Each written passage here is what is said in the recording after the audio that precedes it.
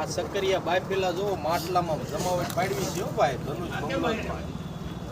આમ જો આ બધા પાછા સક્કરિયા ખાવા આવ્યા બધાને બતાડી જો આમ બેઠા સીડી બીડી બધાને બતાડી જો ઓલા સડ્ડા કરીને આવ્યા પટેલ અમારા. હા જો સડ્ડા વાળા પટેલ. હા સડ્ડો પહેરીને સક્કરિયાની જે જમાવટ છે ને બતાડે આમ પછી ઓલા દાદાને બતાડે દેખાય છે.